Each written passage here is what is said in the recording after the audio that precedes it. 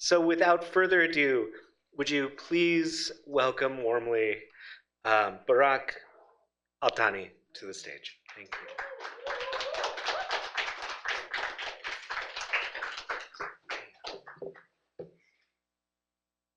This is good. Okay, perfect. Yes, sir. Thank you, Gabriel. Hi, good afternoon, everyone. So I am Barak Al Thani, a painter and a sculptor.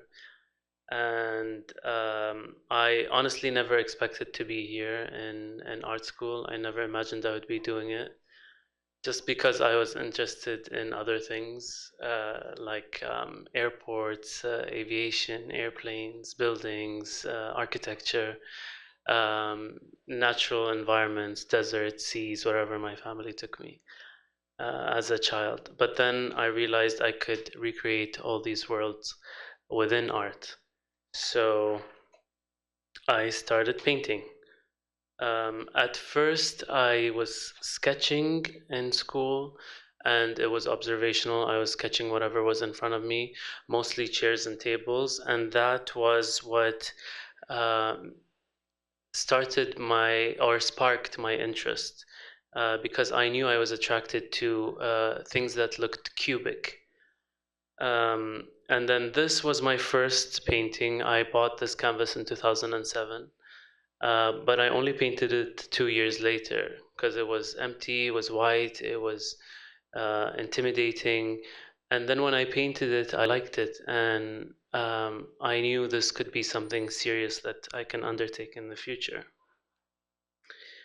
So, the things I like, we're gonna be talking about subject matter first.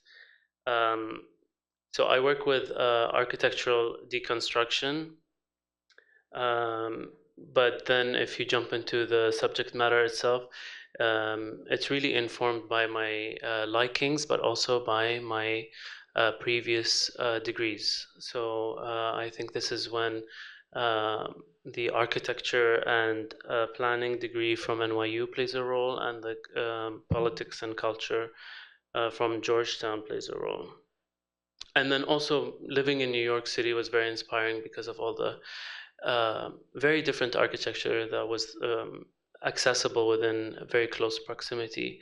And then living in a country, going to school and coming back from school, looking at all these cranes was kind of inspiring. It introduced change. It was a whole new scene every year, but then it also sparked my interest into what could be, what does the future look like. So it was a subject that I stuck to. And then in terms of aesthetics, I really just like straight lines, clean lines, solid colors. And I think my OCD has to do with it. For placements, I like things to float around. I once told Sarah I hate gravity, and she thought that was weird. But uh, I really don't like to ground things. I like things to float. They become out of the ordinary, and they take us away from reality. And then I will speak about my influences and interests here. So I love Stuart Davis, who's here on the lower left, just because he traveled the world, but then he was also very easily inspired by his setting, in the sense that he captured the core essence of places very easily, and he captured the culture and everything within that. And then I like um, Patrick Henry Bruce there, just because of the color selection, which is unusual, and how that created depth and dimension. And I like also architects that have delved into paintings. These include Zaha Hadid and Le Corbusier, and both of them are known for color blocking, but also for altering perspective. And that's something I try to incorporate into my practice. Now, here is a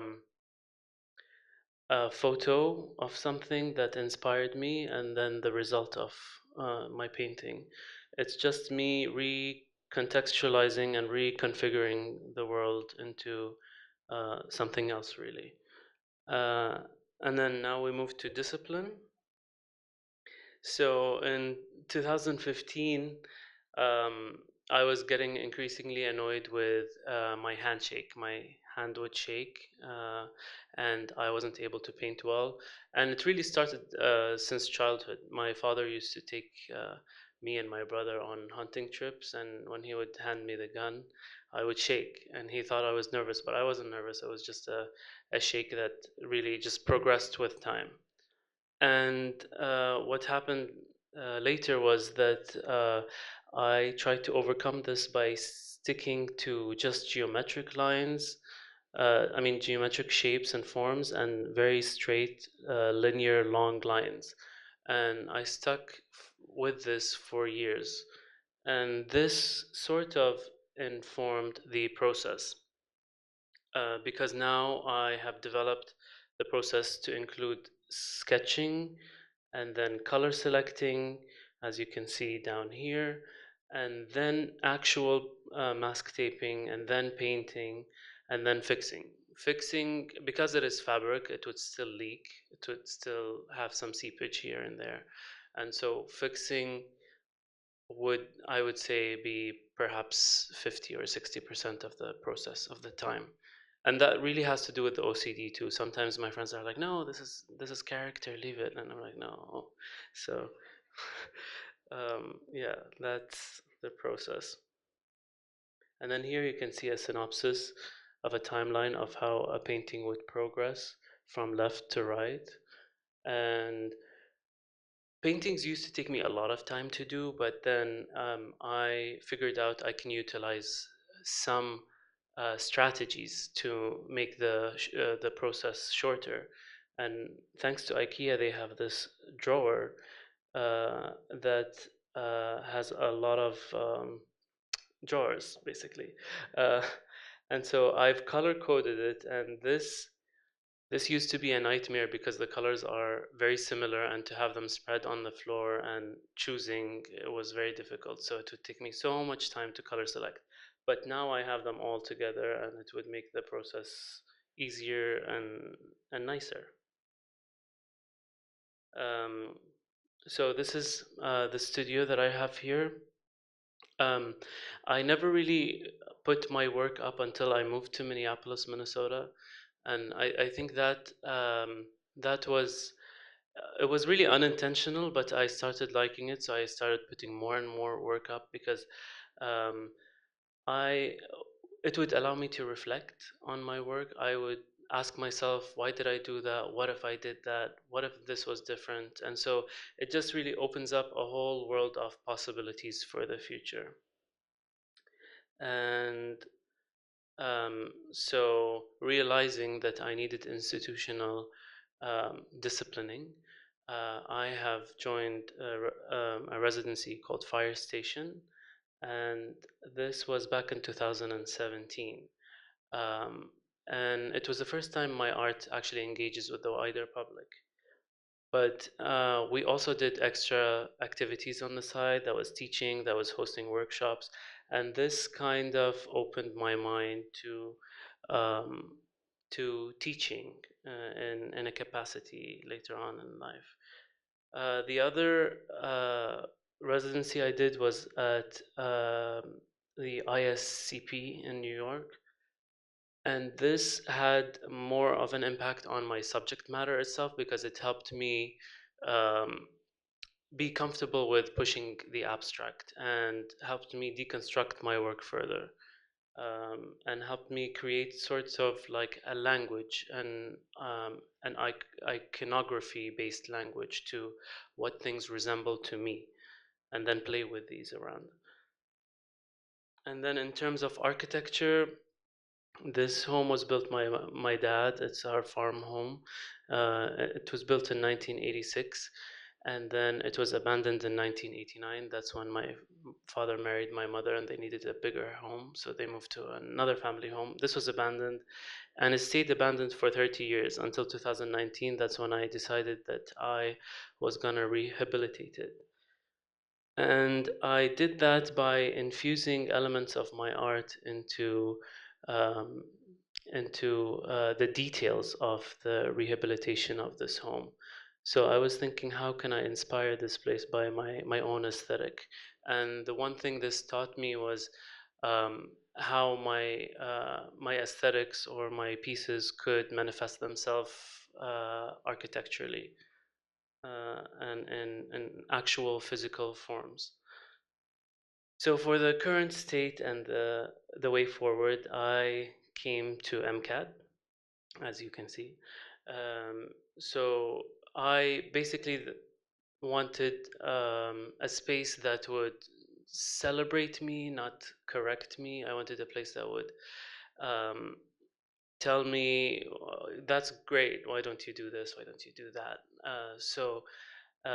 Over the past year and a half, I've been able to think of endless possibilities, really, and I was also able to avoid traditions, restrictions, and all of those things artists, like all of us here, probably don't like. Um,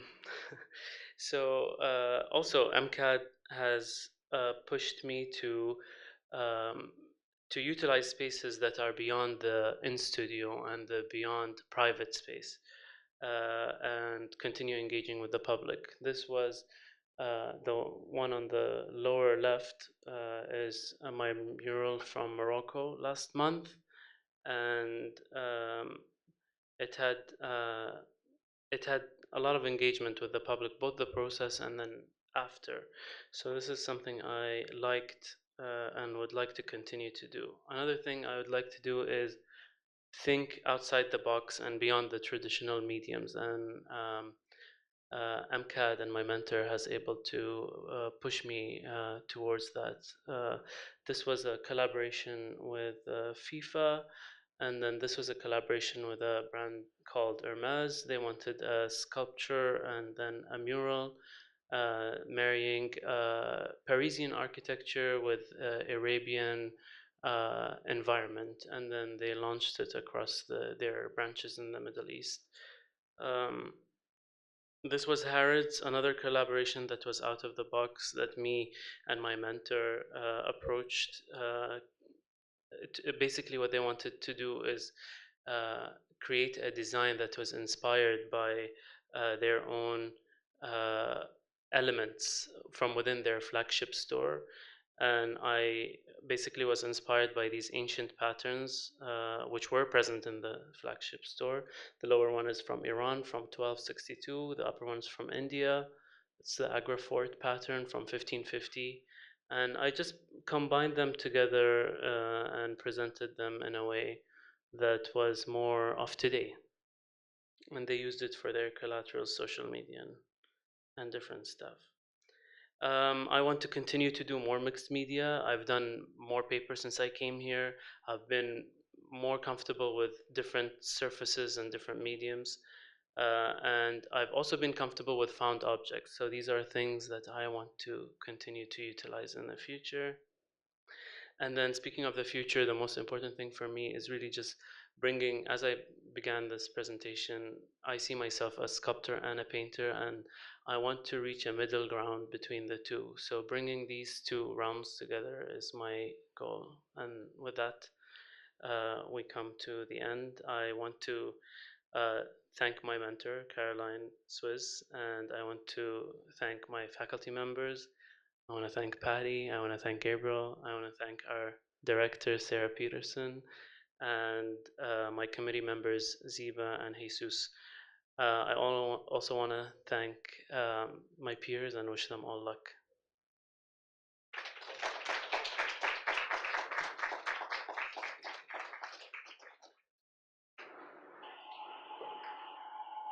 Minutes for a few questions. So after you've been working on like the large scale murals and stuff, do you think that has influenced how you work on the smaller scale pieces as well? Yes, it has. Um, I think the biggest takeaway from working on the murals was um, the the fact that the space can hold anything. So bigger spaces kind of give me the confidence to do things, but then I'm also limited by the smaller spaces. I feel like they can't hold much, but then when I do the bigger places, I realize all of what I'm doing can be in a single small painting. So that's the inspiration I take back to the studio. You mentioned that you had a shaky hand, and so you were focusing more on straight lines. Is Yes. that because you were able to use tape, or how did that support your? Yes. So I was able to use tape. It has been always in my process, but not using tape is honestly easier than using tape, because you'd have to razor cut it, and that would take a lot of time, and then your hand will be stiff after some time. But then also, as I mentioned, it's a fabric, so the paint can go anywhere, even if it's primed. And the tape could have bubbles too, so they could seep even more. But then the fixing would take a lot of time, and the fixing is freehand. So that's when my shaking would work against me. Um, and having that be 50% or 60% of the process, I knew I needed a solution. So I just practiced on just straight lines. I got the correct brushes, and I just kept going up and down for years, until like I was comfortable to jump into other shapes. Can you talk about how you think about and develop your palette? Like, it's very specific, very saturated, but a lot of your subject matter tends to be more muted in architecture. I was curious how you Yeah. think about color in your work. Yeah, I like contrast in general, and part of my liking for contrast has to do with introducing something complementary, because that's contrast in itself as well. In terms of like the colors themselves, I like the primaries a lot, but then I like to introduce like off primary colors to balance those out. So most of my paintings will have green, red, blue, and yellow, but then I go for pink and purple for those in between to kind of make it fuller. Yes, Maddie. So I noticed that you have a lot of collaborations and kind of a design focus in one part of your practice, and then you have your fine arts. And I'm wondering, like, how are those two processes different for you, if they are at all, as far as the ideation? Yeah, I think in the design I showed for example, this painting. So I still do the painting first, and I do it the exact same way I would do it if I was painting like a non-commissioned or a non-planned painting. But from then on, I would imagine how, to that point, how those shape came to be, how they can interact with each other, and how we can put it into more of like a graphic design element. And then I just work with them to make sure that they are also on board with it. So up until the painting, I have full say, but then after the painting, when it's more of a design element, they kind of have a say. So we have to agree from that point onward. But it's the same process, I think. Vivian?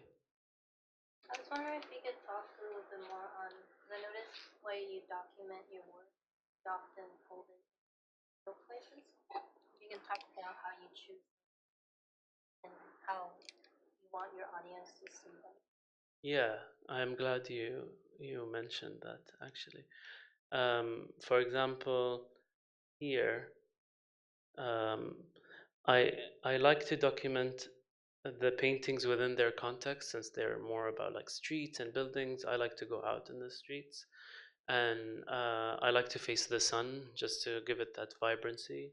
Um, Sometimes my head, like if I'm having a good hair day or like a good beard day, I would bring the painting down, but clearly I wasn't having one here. And um, then I would if you know, for like very professional places where the photo is supposed to go, I would like crop it just for the photo. And then if I was with my friends or if I was to put it on Instagram, I would use the context in which it was photoshot. Fortunately, we don't have time for more questions. Please, another round of applause for